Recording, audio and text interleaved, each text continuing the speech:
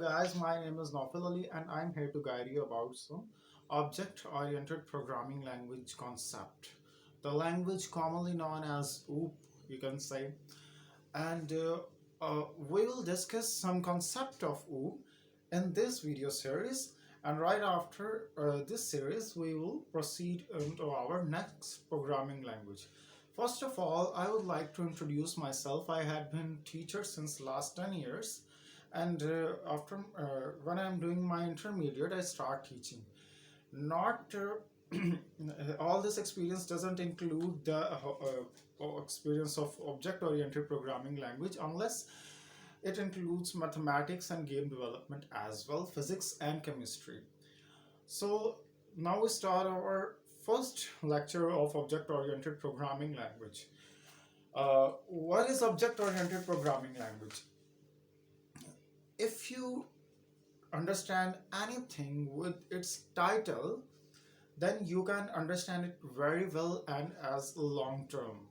You can grasp its concept from its title. I'm very sorry for a little bit my grammatical mistakes, but I'll try my best that I'll give you maximum concepts. I'm really sorry for that, but I'll try my best. So come to the point. This series is divided into 30 to 40 lectures, and all these lectures have two parts. In very first lecture is visual, like I am teaching this lecture, and as a guide, while the other part I am explaining that concept on whiteboard. And as you know, C++ and object-oriented programming language is very case sensitive, and syntax is very important in this language. So I have to represent all those syntax on the board. So every lecture has two parts. The first part is like I am here to teach you, and the second part includes the whiteboard representation. So don't be mad and don't be panic that are we going to understand or not, something like that, but you will definitely understand that. uh, First of all, we will discuss the OOP. The language it is a tool. You can say this is the advanced steps of C++ language. This is, you can say, the most advanced steps. It works as a tool for C++ language, and in this tool of C++, we reinforce the implementation of C++ concepts in this tool, and this tool is known as object-oriented programming language, you can say. And right after this, we come to our topics on this series. We will discuss in this series as the first topic is what is object-oriented programming language. What is OOP, you can say. I hope only this lecture is enough to describe what is object-oriented programming language, while all other lectures includes its main headings, which I will tell you right now. The other headings are objects and classes, the models, the overloading, the inheritance, and the polymorphisms. We will discuss all these topics, all these headings in very detailed scenario. First of now come to our today's lecture, today's point. What is OOP? You can say OOP is a technique, a process, or a phenomena for system modeling. You have to understand what the system is, and you can develop the model of the system through this language, object-oriented programming language. And what is a model? Now a question comes to our mind as I said the word model, what the model is.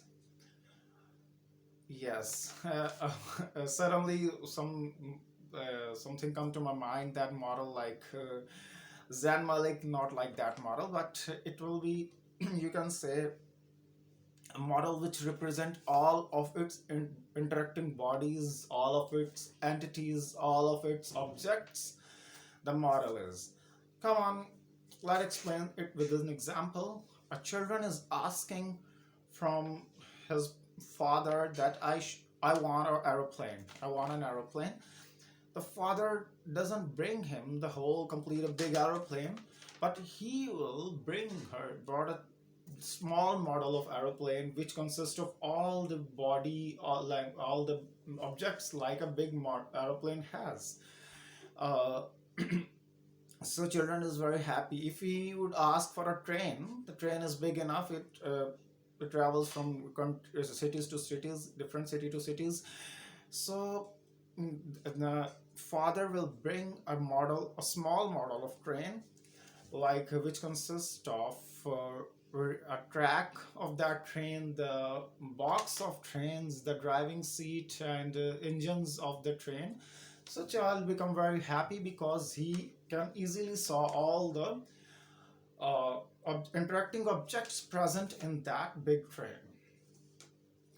What is a model? The definition of model. A model consists of several interacting objects. Now the question arises, what is an object? Yes, what is an object? Model, we need model for understanding situation for before developing it. What is an object? All the things interacting in a model are called as objects. If we take the example of that train or that aeroplane, the track and the boxes and the engine are all the objects which are interacting with the complete model. The objects of aeroplane, you can say it wings and its seats, seating plan, and everything including that completes the model of an aeroplane or a train. So come to our next point, that what the object is.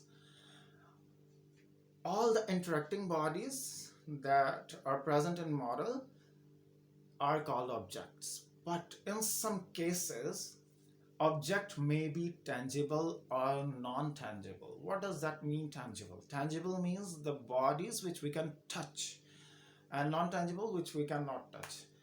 We have some scenarios, we have some points where we all often use those objects which aren't tangible. For example, the date, which is quite important, and we use it vitally, the day, the month.